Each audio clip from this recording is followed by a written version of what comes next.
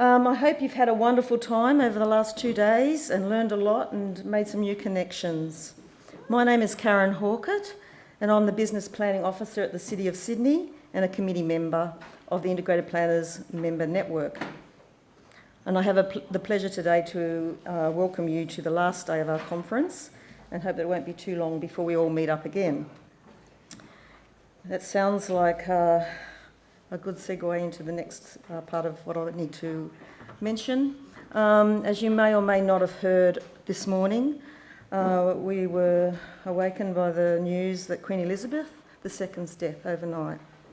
To acknowledge the monarchy, we will be having a minute's silence at 12 o'clock today. So for those of you who can remain with us until then, we'd like you to respect that and join in that minute's silence with us. So, given it's the last day, I've got some housekeeping notes to share with you. If you're staying here tonight, that's all great, but if you're needing to check out, then you need to check out by 11 a.m.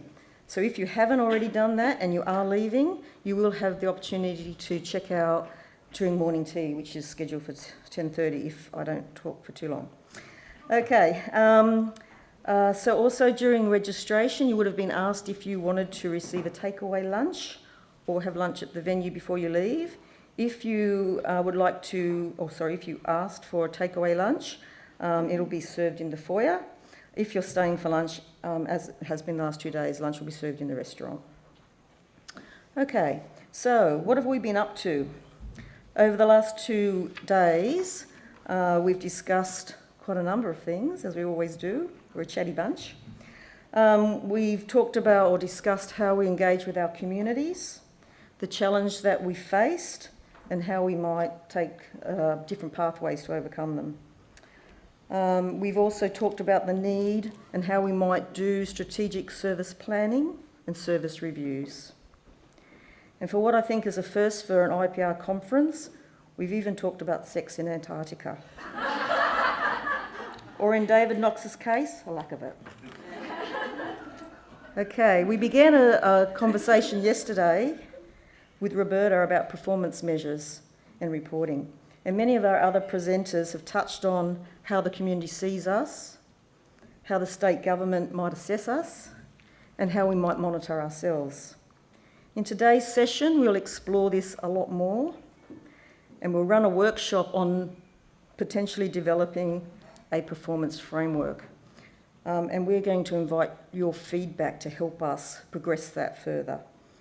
So to get that underway, I'd like to welcome Jeff back to the stage.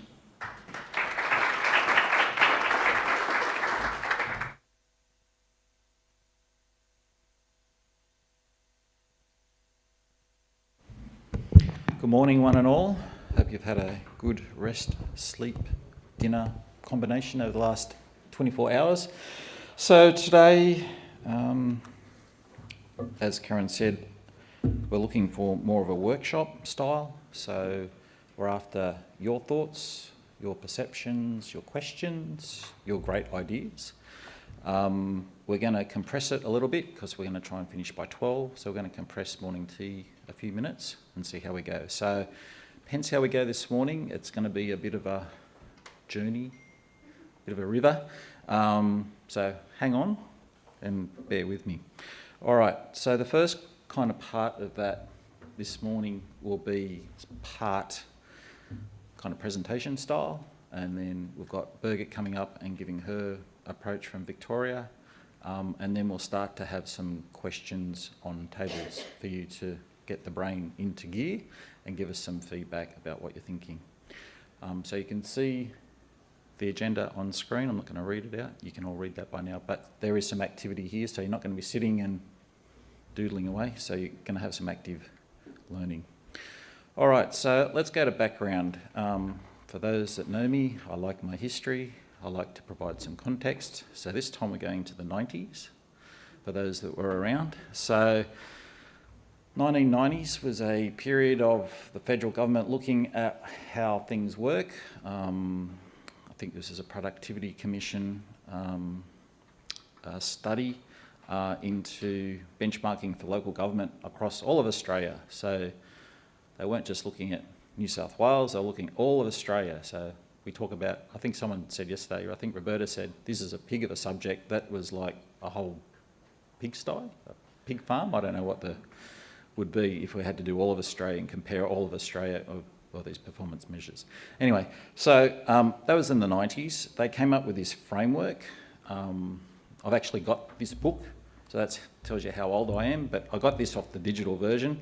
I think it's quite good, actually. It's quite straightforward as a framework. It's got effectiveness, it's got efficiency in there, appropriateness and quality, and it's got a whole bunch of measures through the middle there. And if you can read those, and you probably can't, they're potential measures that you could use. So everyone's going to get copies of these slides, so you don't have to grab your phone if you don't want to. I think it's a really good place to start the conversation, because what this tells us is that there's lots of ways to determine how a service is progressing. It's not one measure. For me, I'd want them all. Now, that's probably going to cost a lot of time and effort to get all that, but if I want to know how a service is going and I'm the manager, I probably want to know all that stuff. Is that right? Do you have any managers at your work that want to know all that stuff? Some will, some won't. It's part of what we try to do. But I think it was a really good framework, and I always go back to this as a place to start. All right? Okay. Has anyone seen that before? A couple? Yep. Good. Okay. All right. So there's a little bit of new news. So what I'm trying to do is bring a little bit of context to the room. For quite a few of you, you're new to IPR, you may be new to this space. I'm just trying to bring you up to speed over the last 25 years. All right, so hang on. So 1998, IPR, our friends, did a benchmarking local government performance review, and I've highlighted the pertinent points there. It was around DLG in those days, department, I think it was division. It was a department, then division, then an office, and then I think Brad Burns said it's going to be a cupboard at the next iteration. So, because how much smaller can you go? So, we actually want to see the department go back. Want to see the office go back to a department. We want to see some more status with Office of Local Government. We want to have more of a status. So, we need to think about that as an industry, is how we can support this group to have more power, more bucks to do the things we want. So think about that as something as your homework. Back to the subject. It talked about comparative indicators. So I think 1994, DLG started the comparative indicator process. It started with a book. I've got one of those books, so I'm really showing my age. And then they advanced to modern technology and used a CD and posted you the CD, and then internet came along and then it got posted. The intent there was to put it in the management plan for the community to see the performance indicators. Does anyone do that now? Does anyone get their performance, like you fill in the template and do you put that in your annual report or your management plan? Some, yeah. I don't think it's... So that was 1998, and we haven't ticked that box. Trend data. So I did a review on progress reporting a couple of years ago. Trend data. Some councils do it, some don't. Comparison of indicators in a local newspaper, or include this information in brochures or newsletters and mailed to ratepayers. Should be published within 2 weeks of the release of the DLG publication. Again, this is IPART, a long time ago, setting expectations on how local government should operate without being local government operators themselves. So can you imagine getting the report and go, right, we've got 2 weeks, everyone drop everything, this is what we're doing. That ain't gonna work. And then not have a narrative with it. We talk about a narrative and telling a story with our community. Oh, by the way, we're the most expensive of picking up rubbish and roads. Oh, okay. That's not going to work. All right. So I'm digressing a little bit. The other important part here is about community satisfaction. So it wasn't just about measures. They did say community satisfaction has part to play in this story. And I think that's important to reflect on. When Roberta spoke yesterday about community satisfaction and sentiment, we've been talking about that as well. All right. There'll be plenty of time for questions. So if you've got questions, hang on for a little while if you can. Once spoke about the indicators. Changes should be made to improve the Department of Local Government's comparative indicator publications. What does that mean? I don't know what that means. Improve it. I mean, I know that's a summary, but to improve it, right? So maybe it was a league table or highest and lowest highlighted or something in red or black, I don't know. DLG should provide clear guidelines for constructing performance indicators. What was the number one thing we want all training on in the survey? Performance measures. All right, so there's a theme there. All right, state government or council should fund the auditing of the data performance indicators. The scope of the indicators should be expanded, so we should have more of them. Measuring effectiveness and community satisfaction should be incorporated. That's not a bad idea. I think I could live with it. That sounds reasonable. DLG should improve the timeliness and presentation of its publication and review how it can best reach its target audiences. What's the target audience? Is it council, community, treasury, IPR? I don't know. We'll talk about that later. And it talks about forecasting service levels. What's some of the things that we're struggling with now? Forecasting services, identifying our services. So 1998, IPART had their crystal ball, and here we are in 2022, still grappling with these things. This is a pig of a subject. I'll use a nice word, it's a whale of a subject. That's huge, all right? Let's move forward a little bit. We come to 2011, jump a decade or so. Victoria kicked off a benchmarking program, and Birgit will talk to that.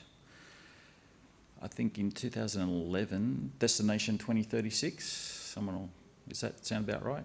So for those that don't know what Destination 2036, every council's GM and mayor met in, I was going to say Dubbo, was it Dubbo? No, it was Dubbo. There's the thing. Maybe we should revisit in 2026. I don't know. So they met to discuss the status of local government, what they could do to improve it, what are the things that we want to do. And at the bottom, Destination 2036, item 2D, if you want to look it up. Develop a consistent performance measurement approach for councils and a comprehensive program to support improvement. All right. So we've got, what have we got? 14 years to tick that one off. So we've got a few years left to do that. But so all these things, they're not new, is what I'm trying to say. 2014, Victoria introduced their measures.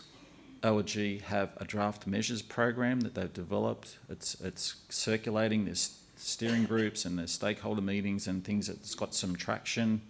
LG Pro kick off their performance excellence program, looking at benchmarking, starting around corporates and services. So there's a real benchmarking is king. Benchmarking is top of the list. And then Fit for the Future came along, and we all got busy doing other things, would be fair to say.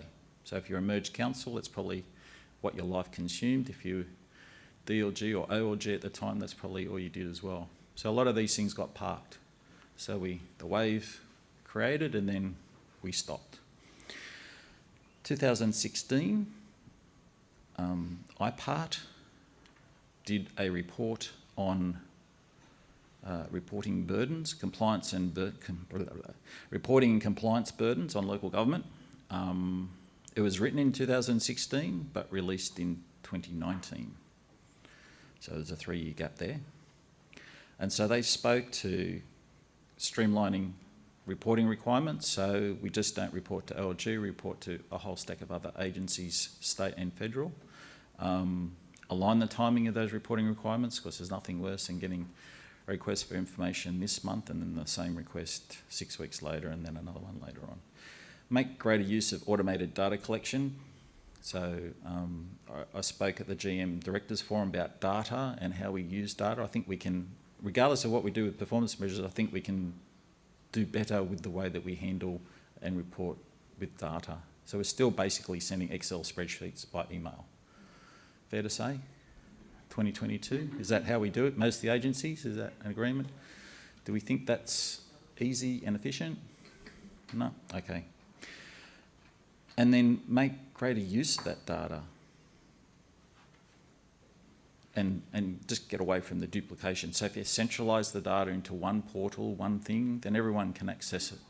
But once it's signed off, it's the same data, it's reliable data, it's a source of truth.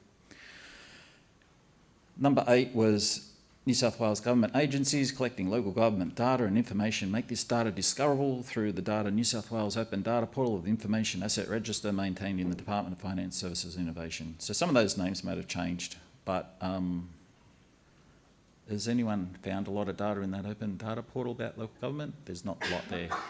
I check it quite often. There's not a lot there. So that one's not working either. All right. I'm not depressing you too much, am I? Are you okay? All right.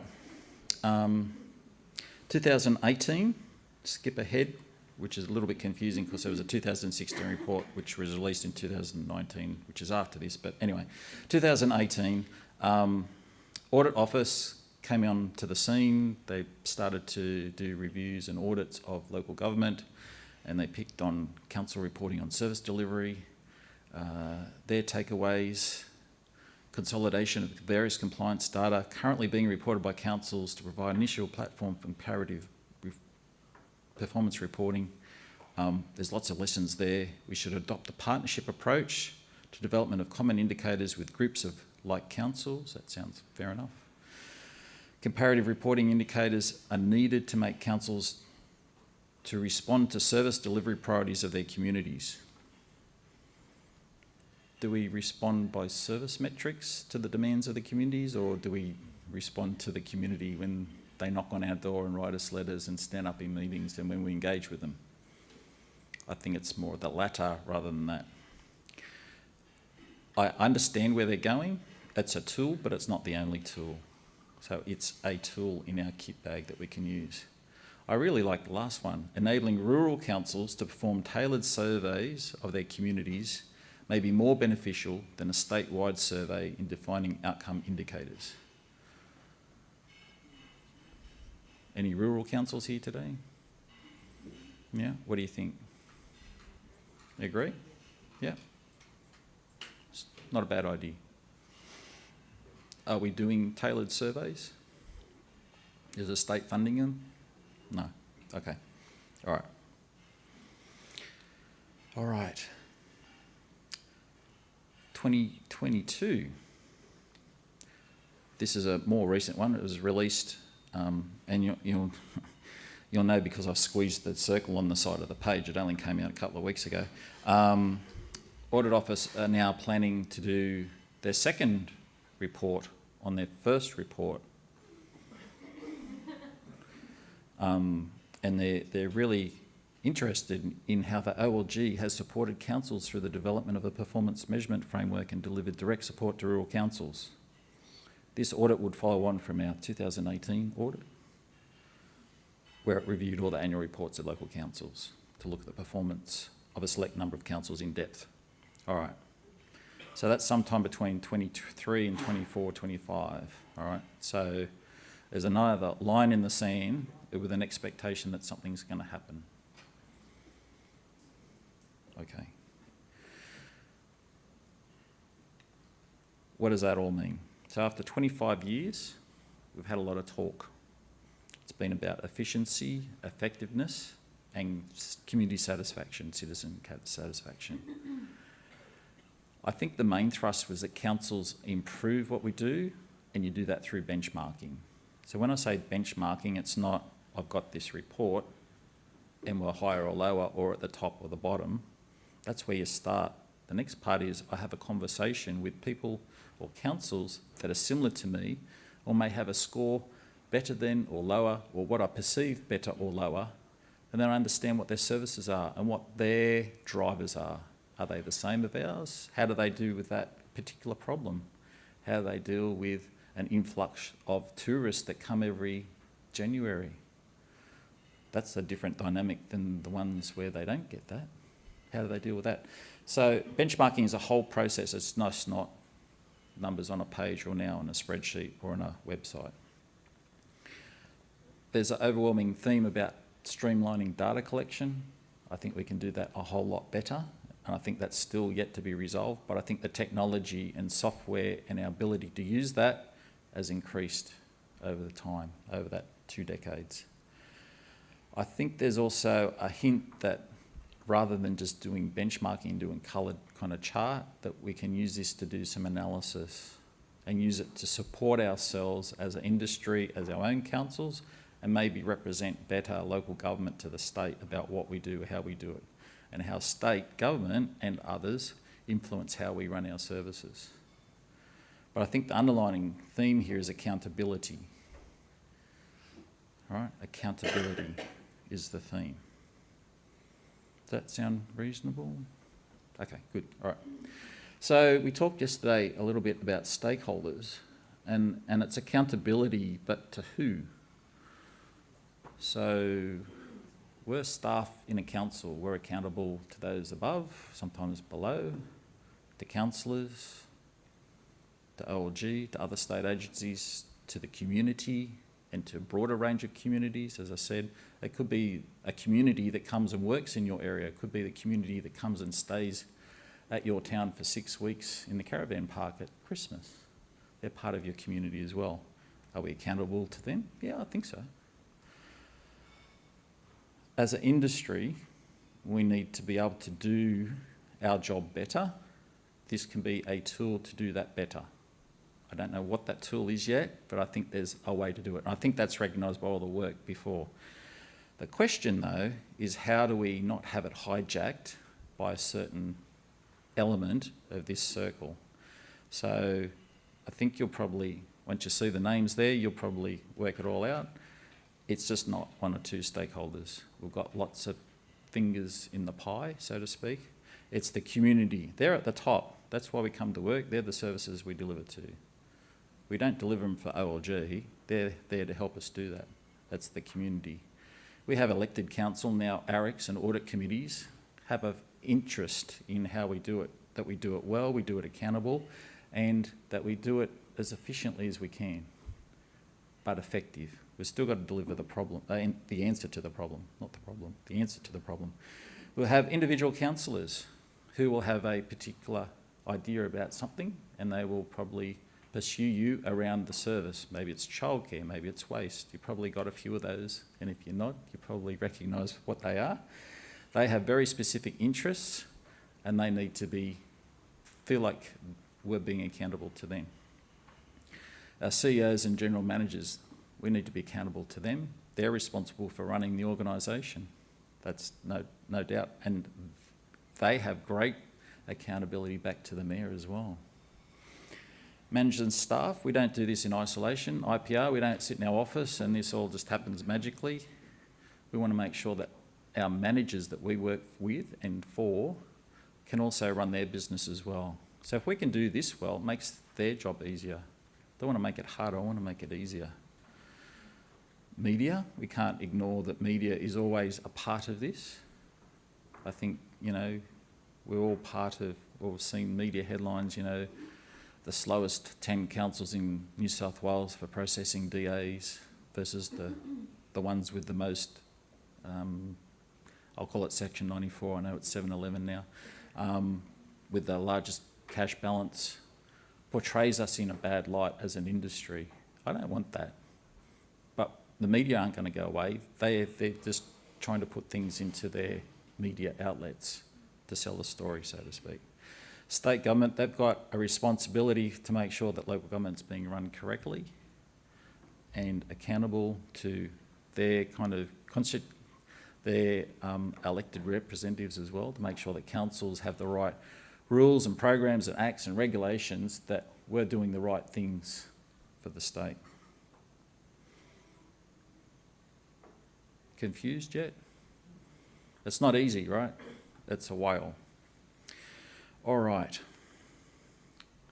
So, having looked at all that, can you see any value from doing this? So I think there is some value. I'm not trying to tell you what to do, but I want you to come to that own realisation yourself. What value can you see from implementing a performance framework? I'm not going to tell you what that looks like, but I think the evidence is there that there's a way for us to improve how we run local government. This is another tool for us to do that. All right, so I'm going to give you a break from me talking at you. You're going to have a